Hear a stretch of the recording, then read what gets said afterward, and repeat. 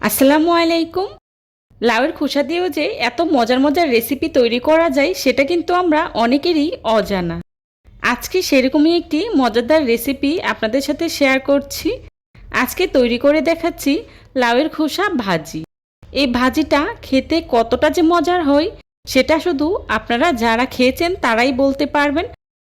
আজকের লাউয়ের খোসা ভাজিটা আমি আলু দিয়ে করছি, তবে আপনারা চাইলে কিন্তু গাজর অথবা ফুলকপি বা অন্যান্য সবজি দিয়েও করতে পারেন। যেভাবেই করেন না কেন খেতে কিন্তু অনেক বেশি মজার হয়। আজকের লাউয়ের খোসা ভাজি করার জন্য আমি এখানে নিয়েছি একটি লাউয়ের খোসা, আর আমি এখানে একটি কচি লাউয়ের খোসা নিয়েছি। চেষ্টা করবেন কচি লাউয়ের খোসাটা নেওয়ার জন্যে, এতে করে ভাজিটা খেতে খুবই ভালো লাগে। এবার লাউয়ের খোসাগুলোকে আমি একটি ছুরির সাহায্যে খুব ভালো করে কুচি করে নিচ্ছি। দেখতেই পাচ্ছেন আমি কিভাবে লাউয়ের খোসাটা কুচি করে নিচ্ছি। আপনারা চাইলে কিন্তু বটির সাহায্যেও এভাবে কুচি করে নিতে পারেন। লাউয়ের খোসাটাকে আমি খুব বেশি চিকন করব না, আবার খুব বেশি মোটাও রাখবো না। এমন টাইপের রাখবো যাতে করে ভাজি করার সময় লাউয়ের খোসাটা ভেঙে না যায়। দেখে নিশ্চয়ই বুঝতে পারছেন লাউয়ের খোসাটাকে আমি কী পরিমাণে কুচি করে নিয়েছি। আর সেমভাবে আমি সবগুলো লাউয়ের খোসা কুচি করে নেব। লাউয়ের খোসাগুলো কুচি করে নেওয়া হয়ে গেলেই এক সাইডে রেখে দিচ্ছি। এখন সেমভাবে আমি আলুটাকেও কুচি করে নেব। আমি এখানে 2টি আলু নিয়েছি। লাউয়ের খোসার পরিমাণ অনুযায়ী আপনারা আলুটা নিয়ে নেবেন।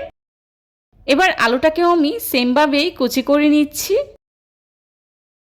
এই লাউয়ের খোসা ভাজিটা আপনারা চাইলে কিন্তু আলু ছাড়াও করতে পারেন, তবে যদি আলু দিয়ে এই ভাজিটা করেন তাহলে কিন্তু এই ভাজির স্বাদ দ্বিগুণ বেড়ে যায়। সেমভাবে আমি সবগুলো আলু কুচি করে নিয়েছি। এবার আলু আর লাউয়ের খোসাটাকে আমি খুব ভালো করে ধুয়ে পরিষ্কার করে নেব।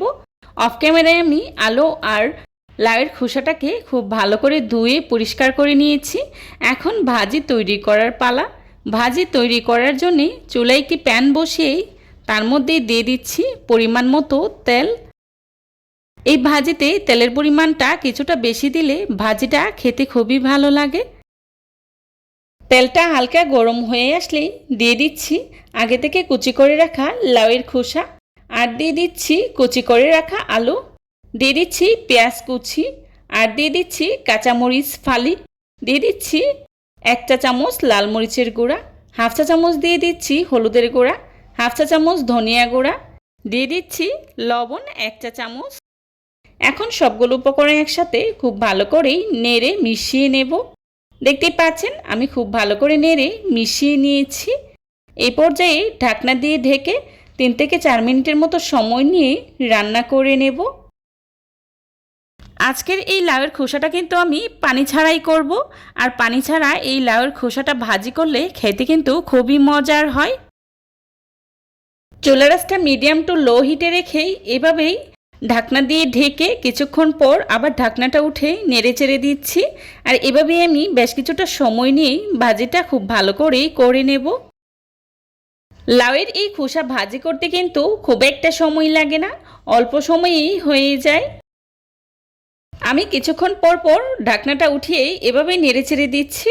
আবারও ঢাকনা দিয়ে ঢেকে ভাজিটা করে নিচ্ছি। এভাবে করে আমি বেশ কিছুটা সময় নিয়েই ভাজিটা করে নিয়েছি।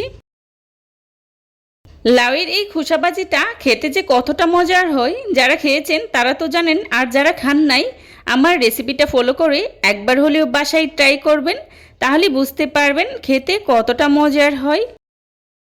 আমার ভাজিটা প্রায় হয়ে গিয়েছে।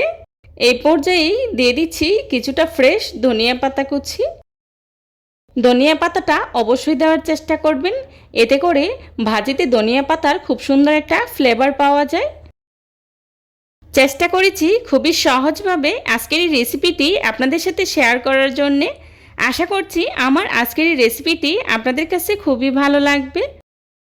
যদি ভালো লেগে থাকে তাহলে অবশ্যই লাইক কমেন্ট শেয়ার করতে ভুলবেন না।